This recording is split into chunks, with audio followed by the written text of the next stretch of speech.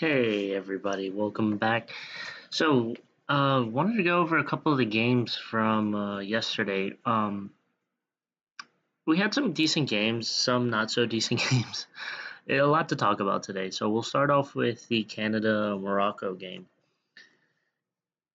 I thought in this game, Canada actually had a pretty good chance in the first half. I think they were a bit of the better team almost. They definitely had the better opportunities in the first half, which was really surprising. I didn't think this was going to be as close as it was going to be in that first half. And it kind of surprises me. I was like, this Morocco team is much, much better than this Canada team. But they have done this before where they play a little bit slow in the first half and then they get into it, which is kind of what happened in this game. But I'm thinking about it as like I had Morocco being a little bit of a surprise this tournament, but they'll be playing France in the next game. And if they play the way they're currently playing, I don't think they're going to have a lot of success in doing that. I think they need to be up and at it early on if they really want to have a chance to win that game. But yeah, no, overall it was a decent game to watch.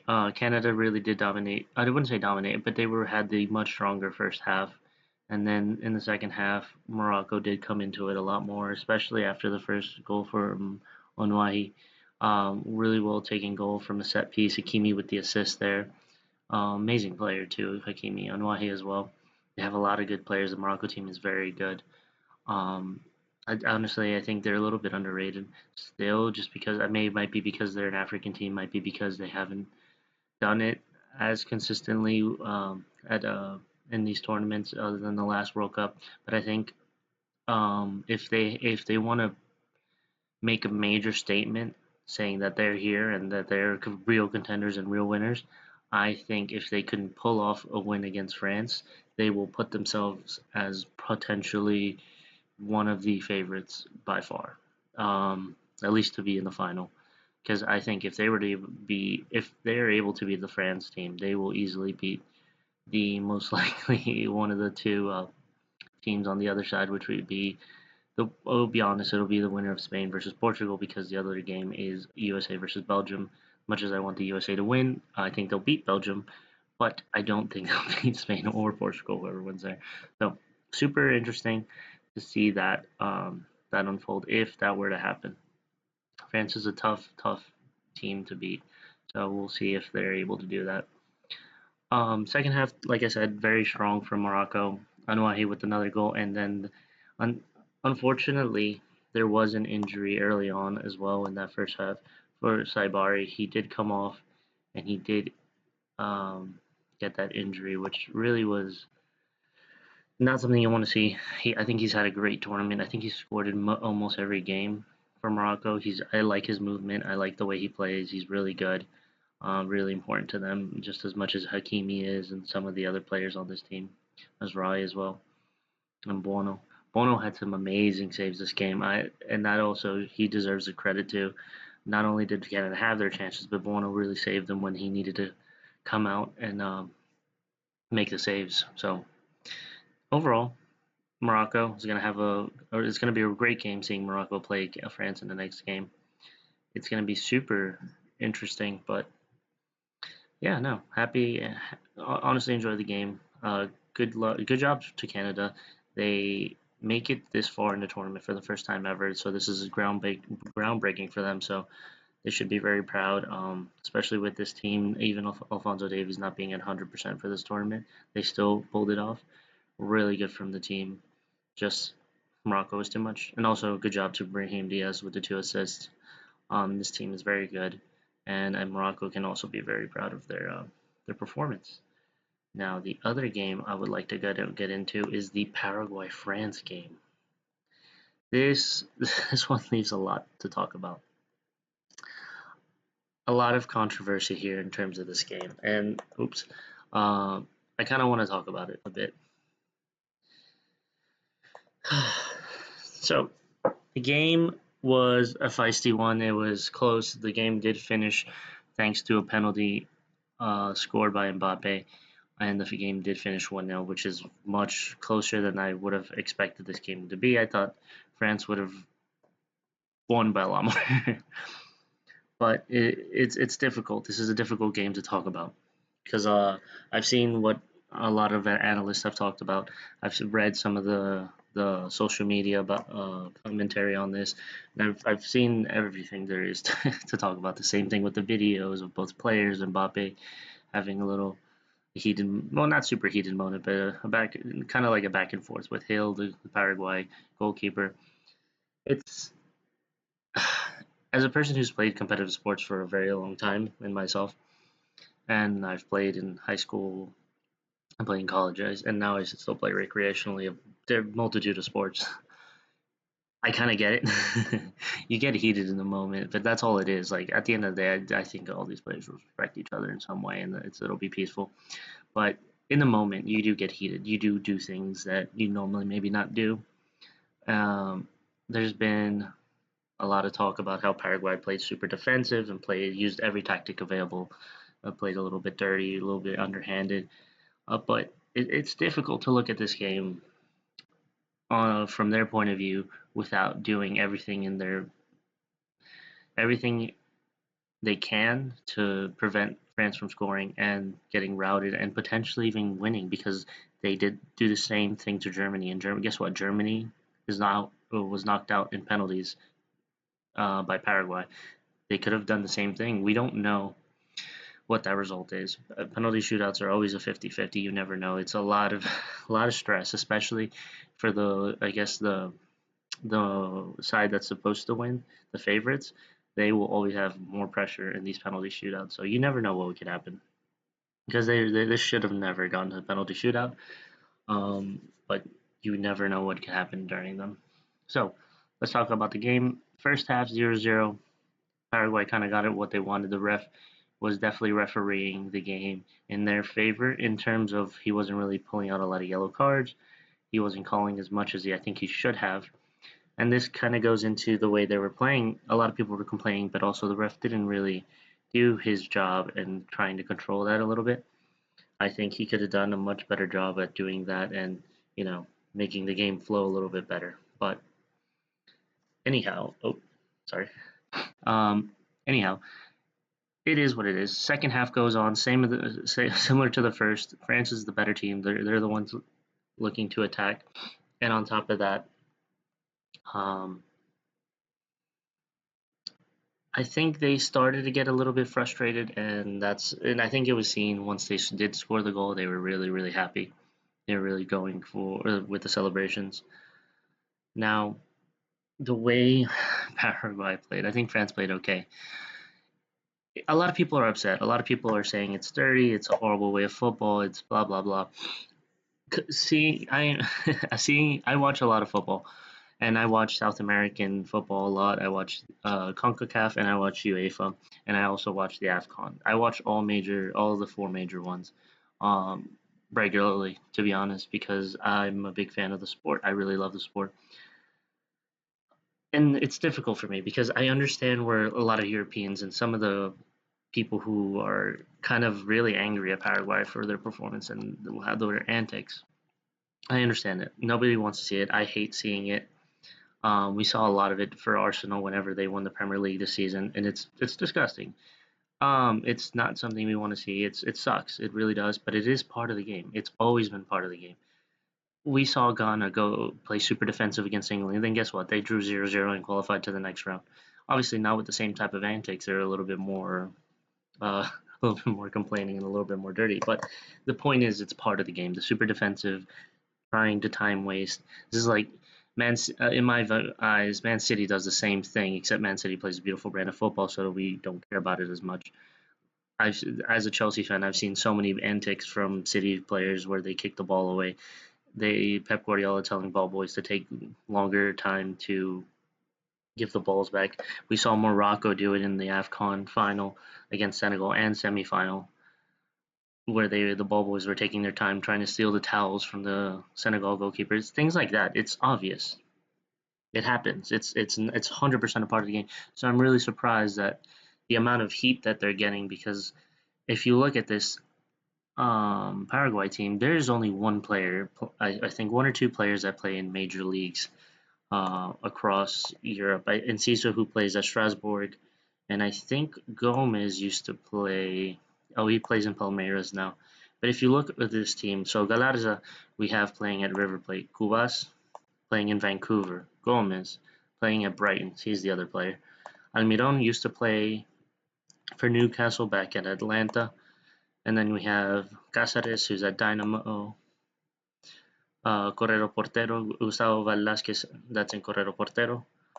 Gomez, we saw Palmeiras, and he used to play, I believe, for West Ham for a little while. He's a very good player. Aldarte plays for Sunderland, so that's three. And Gil plays for San Lorenzo in Argentina. So the quality isn't there, and they know this. These players are very aware of their limitations and what they can do, and they know what they can do well. And while it is a surprise for a lot of people, the way Paraguay is playing, being a fan of Conmebol, this is how Paraguay plays. And they're not the only team that plays like this. They play rough. This is what Conmebol is. It's rough. They dig your heels in. We'll tackle the crap out of you. We'll play a little dirty. We'll play mind games, and all of them do it. Argentina does it. Their goalkeeper used to. They won penalty shootouts because of their goalkeeper in Copa America, just because he got into players' heads. Like, it is the most South American thing in the world. For us, it's normal. I think most South Americans are on the side of Paraguay and proud, not proud, but understand where they're coming from in a way. And the fact that they made it to the round of 16, having almost no expectations, and I think they were I want to say they were bottom at of the table in terms of qualifying because I believe it was Argentina, obviously already in. Then it was Ecuador. I want to say Uruguay, Brazil, Colombia, and then the last spot was for Paraguay, I believe. Um, Bolivia also got into that playoff spot, but obviously they didn't win their games and didn't make it to the World Cup. But they had the last spot. They barely made it. The coach really is a great coach. He used to coach Ecuador. I appreciate him, but he's doing what they can do to try to do something for this team. Paraguay football has not been as best at its best. We haven't produced the players that is needed for them to be up into these levels, and they haven't for a while. And some of these players are very early in their career. Some of them are very much older, and it's really a collective that came together to really try to show something. Obviously, it's for the country. I don't think any Paraguayan is ashamed of the way they played. They made it this far. They beat Germany. That's insane. And then they did not get murdered, killed by France. That, like, people will remember this game for now, but in a few years they'll be like, "Oh my God, Paraguay!" Like, people won't remember what happened in this game exactly. People will just remember, "Wow, Paraguay actually didn't get killed by France." And people would say, if France becomes the winner of the World Cup, they'll be like, "Wow, this is the only team who didn't get scored 3-0 on. This is the only team who didn't get killed in this World Cup." That's what people will remember. Not the antics, not the way they performed, not the super defensive style they played. It is normal. This Paraguay team plays like this. This is what it is, and people have to understand it's we want to see beautiful football, but that's not always the case. For some of the smaller nations, I know the Cape Verde was a unique situation where they played amazingly and they played offensively and they got rewarded for that. And some of the teams are getting rewarded for playing that a nicer brand of football, but some don't want to do that, and it's fair. Um, you don't want to lose. Like, this is you're putting there's so much pressure around these games of you have your country behind you. You don't want to disappoint them. On top of that, your quality. The gap in quality is insane. The coach said it himself. You have France who have multiple players fighting for Ballon d'Ors, and in Paraguay, you have players looking for clubs to potentially continue their career. It is night and day, and it's not beautiful. But, like, if I'm put in that position, if I was a Paraguayan player, think about it. I would do anything I can to stay in this World Cup and give me a somewhat of a chance to move on. Now, how would we be talking about this game if we went to penalties and Paraguay won? You would be upset at the way they played, but at the same time, you say they won. That's all that people care about. That's all people will remember, and that's the reality. It's unfortunate. Like I said, I've seen, it's a part of football. Paraguay is not unique. Arsenal do it. Back in the day, Real Madrid was super dirty with Pepe, Carvajal, it, Ramos. People have seen all types of dirty play. I gave you the Man City example. Even on the national team side, there's many. You look at back at Netherlands in 2010 when Xabi Alonso got kicked in the chest. Dirty football happens all the time. Defensive football happens all the time. This is not unique. It is not the best brand of football. Atletico Madrid plays defensive style all the time, and they play rough tackles. And they what would make sense is Argentinian coach kind of their style back in the day, and it's a South American style. Not always. There's exceptions. Brazil, I think, is the main exception. I think they've always played a beautiful brand of football. In Argentina, every now and then, I think now they play a better brand of football. And it is what it is. Like Atletico Madrid plays super defensive and aggressive, and no one says anything. People hate the way they play, but guess what? They've made it to Champions League finals. They've won La Liga. They've been in situations to win much more, but they haven't. But they've just been there. So no, I understand the argument. I feel for the people who watch football who really want to see their teams do well. But at the same time, it's about surviving. It's about winning, and it's about going as far as you can. And as an athlete, I will do everything possible to move forward. Not everything, obviously. Cheating is bad. Getting like certain things, like kicking up the dirt around the penalty spot before they kick a penalty, that happens. It's normal. Like some of the players were laughing in the game too. Like it wasn't super. Like in the first half, I saw Mbappe laughing multiple times with the defender. Um, and I think it was Caceres, and it fully is normal. Like it's not. It's no one's like trying to kill someone. Like there were some rough tackles, but no one got injured. Completely fine. Obviously, when you're going out there to hurt someone, it becomes an issue. Like we can give you an example: Real Madrid versus Liverpool in the Champions League final, where Ramos, for me, still intentionally injured Mohamed Salah, then resulting in Real Madrid winning that Champions League final. That's a bad situation. People don't talk about that because it's Real Madrid, and they won. Do people remember that? Hmm, not everybody. Maybe Liverpool fans, but things like that. Yeah, I didn't see anything over the top like that. I saw a lot of complaining. I saw a lot of small dinks kicking the ball out. I didn't see anyone try to kill anybody. Again, didn't like the way they played. I'm going out and say that I didn't like the way they played either, but I understand it. As a South American, I understand it. I've seen it. I understand it. You want to do everything you can. And as a person who's played sports, I've seen it as well. People do it. Like it's real. It happens. Like I remember, I've played basketball. I've played volleyball. I played a little bit of football as well. Like when I'm playing, like sometimes yeah, I talk shit. Sometimes I do give people a bit of a bump here and there, but I also get that back in return. Sometimes twice as much. So it is normal. It happens. Like people need to be a little bit more realistic with what happened in this game. I think I think people overreact a little bit.